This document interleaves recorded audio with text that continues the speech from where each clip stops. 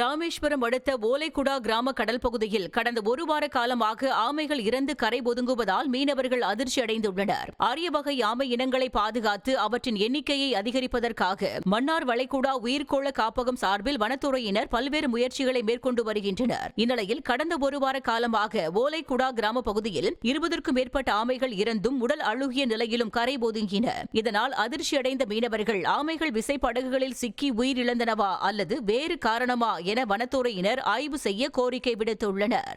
ராமேஸ்வரத்துல இந்த ஓலைக்குடா, நரிக்குழி, வடகாடு பகுதிகளில் இந்த மாதத்துல மட்டும் 30க்கும் மேற்பட்ட கடல் ஆமைகள் இறந்து அழுகிற நிலையில கரை ஒதுங்கி இருக்கு. இந்த பாக்சலசந்தி இந்த ராமேஸ்வரம் தீவு பகுதியில பெரிய அளவுல ரசாயன கழிவுகள் கடல்ல கலக்கிற மாதிரி பெரிய ஆலைகள்லாம் இல்ல. அந்த இல்லாத காலங்கள்ல ஏன் இந்த ஆமைகள் செத்து கரை ஒதுங்குது அப்படிங்கிறது தெரியல. மீனவர்களுடைய விசைப்படகுல அந்த ஆமைகள் மடியில சிக்கி அதன் மூலம் மூச்சு திணறி இறந்து போகுதா என்னங்கிறது தெரியல. அதிகாரிகளுக்கு இது சம்பந்தப்பட்ட தகவல்கள் சொன்னா வர்றாங்க, கடற்கரை ஓரத்துல அதை வெட்டி பிதைச்சிட்டு போயிடுறாங்க. ஆனா அதுக்கு சம்பந்தப்பட்டு என்ன நடவடிக்கை எடுக்கிறாங்கன்னு இது வரைக்கும் தெரியல. ஆனா இந்த கடல் ஆமைகள் வாழ்க்கையில 3000 கிலோமீட்டர் 4000 கிலோமீட்டர் போனாலும் கூட இனப்பெருக்கத்துக்காக தான் வாழ்ந்த இடத்துக்கு தான் இனப்பெருக்கம் எங்க செய்யுதோ அங்கதான் தேடி வரும்.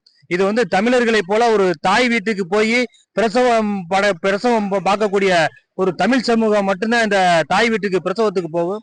அது போல கடல்வாழ் உயிரினங்கள்ல இந்த ஆமைகள் எங்க இனப்பெருக்கத்துக்காக அந்த முட்டையிடுவதற்கு வந்துச்சோ அந்த இடத்தை தேடித்தான் வரும். அந்த வகையில இந்த கடல் ஆமைகள்லாம் தனுஷ்கோடி பகுதியில பெரும்பாலும் முட்டையிடுறதுக்காக ஆண்டுதோறும் வரும். அப்படி தனுஷ்கோடி பகுதிக்கு வந்ததுல மீன்பிடிப்பு முறையினால வலையில சிக்கி இது இறந்துச்சா என்னன்னு தெரியல.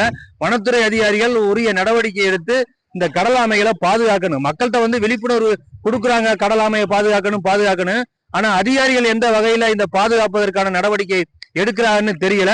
உடனடியா அதற்கான நடவடிக்கை எடுத்து கடல் ஆமைகளை பாதுகாக்கணுங்கிறத கேட்டுக்கிறோம்.